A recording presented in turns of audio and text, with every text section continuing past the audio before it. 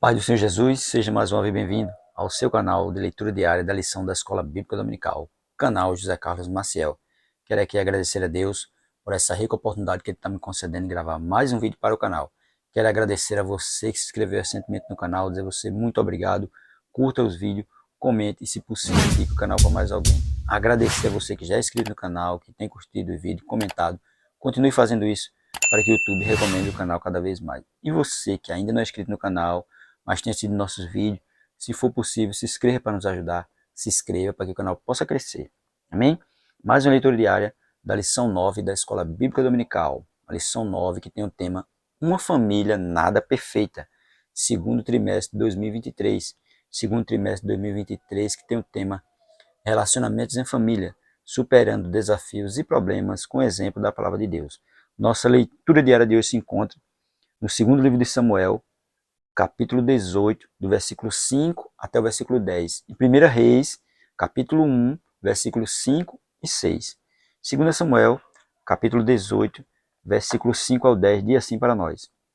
E o rei deu ordem a Joabe, e a Abisai, e a Itai, dizendo, brandamente tratai por amor de mim ao jovem Absalão. E todo o povo ouviu quando o rei deu ordem a todos os capitães acerca de Absalão.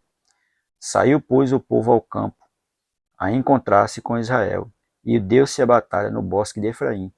Ali foi ferido o povo de Israel, diante dos servos de Davi.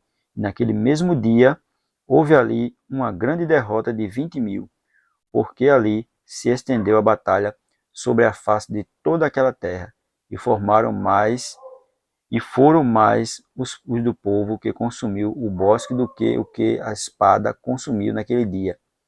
Absalão se encontrou com os servos de Davi, e Absalão ia montado no mulo, e entrando no mulo debaixo da espessura dos ramos de um grande carvalho, pegou-se-lhe a cabeça no carvalho, e ficou pendurado entre o céu e a terra, e o mulo que estava debaixo dele passou adiante, porque vendo um homem, o fez saber a Joabe e disse, eis que vi Absalão pendurado num carvalho. O homem passou lá, viu Absalão preso e foi dizer a Joabe aonde estava Absalão.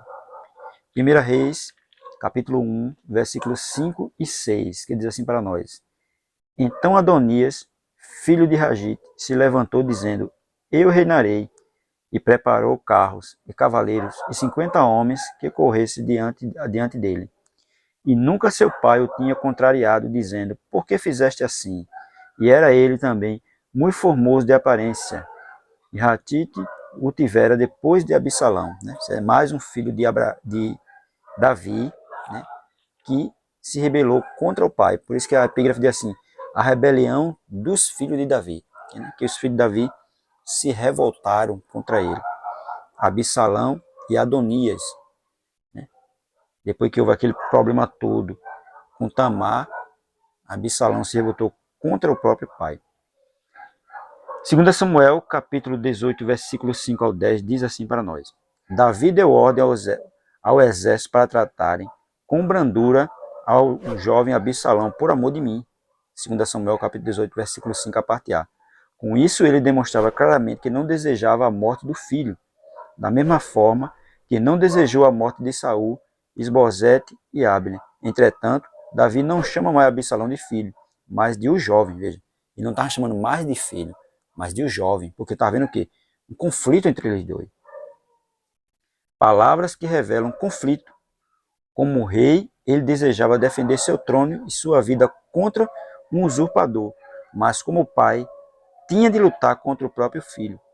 É compreensível que seu maior desejo fosse encerrar a rebelião sem perder o filho. É claro que ele não queria que o filho dele morresse. Claro que ele não queria matar o filho. Ele queria encerrar a rebelião em paz e em tranquilidade, sem perder o filho. Mas infelizmente, na batalha, não foi ele que matou o filho, mas foi um general dele. O autor de 2 Samuel considerou essa ordem muito importante, pois o relato da batalha procura de todas as formas mostrar se ela foi cumprida ou não. Isso porque o texto afirma claramente, todo o povo ouviu quando o rei dava ordem a todos os capitães acerca de Absalão, 2 Samuel, capítulo 18, versículo 5, a parte B. 2 capítulos foram escritos para descrever os acontecimentos que terminaram nessa batalha. Porém, o relato da batalha em si é bastante resumido. Havia dois oponentes, o povo de Israel, que estava ao lado de Absalão, e os servos de Davi. 2 Samuel, capítulo 18, versículo 7. A batalha ocorreu no bosque de Efraim, contribuindo para a vitória de Davi, pois o bosque naquele dia consumiu mais gente do que a espada, né? Porque na hora da batalha, muitos dos que estavam ao lado de Absalão correram para esse bosque. E muitos ali se perderam e terminaram, muitos deles, morrendo. Por isso que morreu mais gente no bosque do que propriamente através da espada. Obviamente o bosque não matou os soldados. Ocorre que o povo de Israel não estava familiarizado com o local, de modo que muitos perderam-se, podem ter se perdido durante a fuga, e por isso morreram de fome e sede. Tá vendo? Na hora da fuga eles entraram no bosque, não conheciam o lugar, e muitos morreram de fome e sede.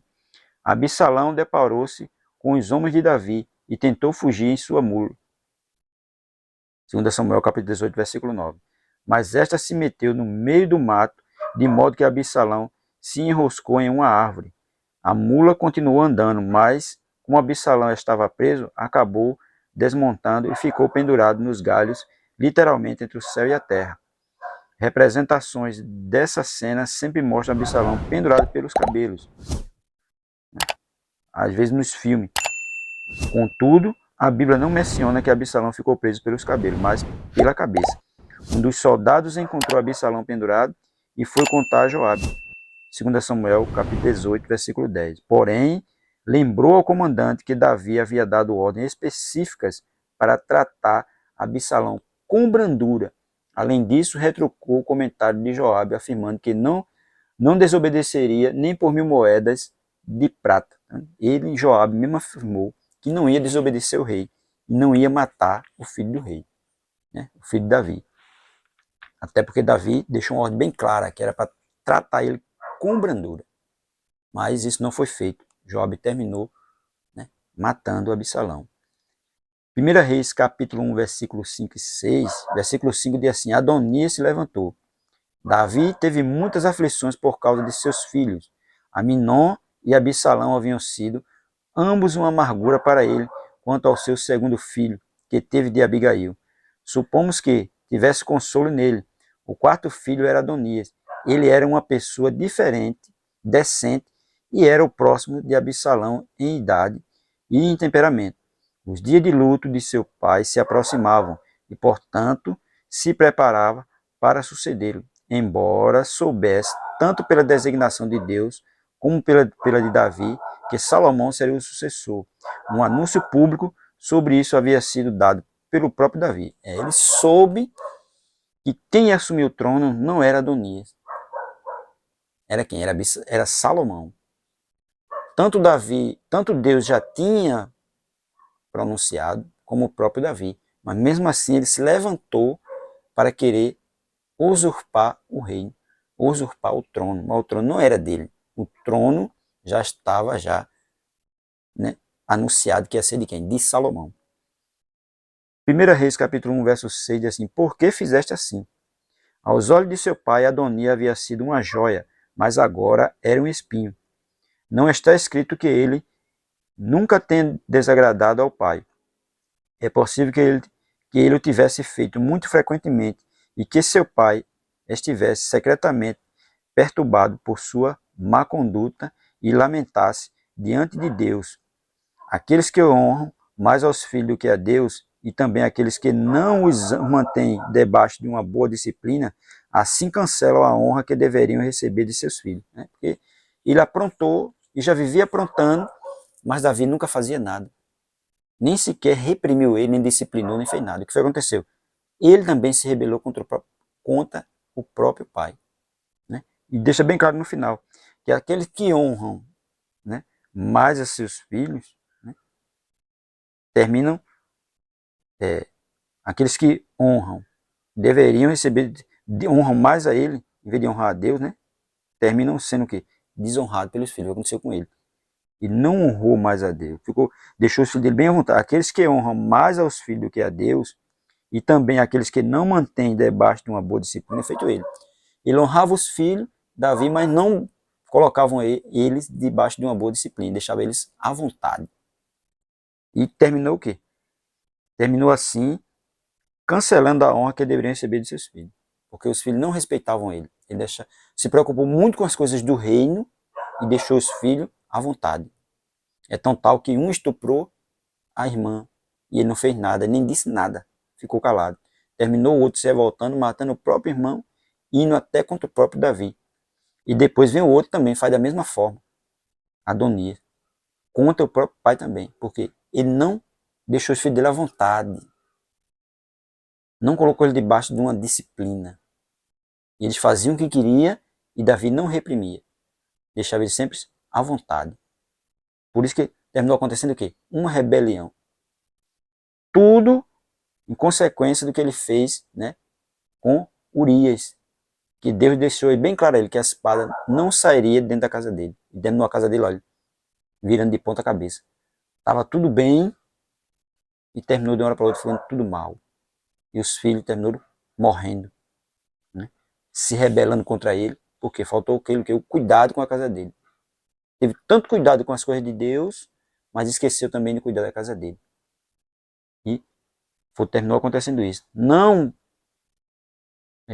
criou os filhos debaixo de uma boa disciplina. Eles aprontavam e ele não fazia nada.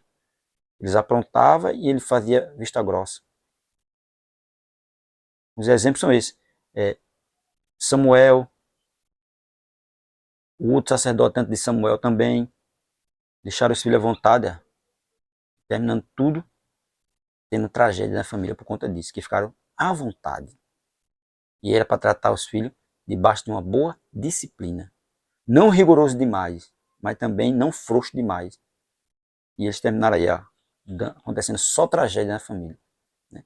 Então, dessa mesma forma, tem acontecendo muito por aí. Pessoas preocupadas em fazer tantas outras coisas e deixando os filhos sempre à vontade, fazendo o que querem.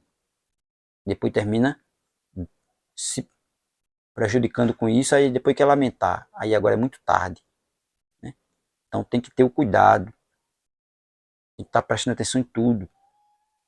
Se vê algo errado, chamar para conversar. Colocar ele sempre ali numa disciplina e criar ele sempre no caminho do Senhor. Amém?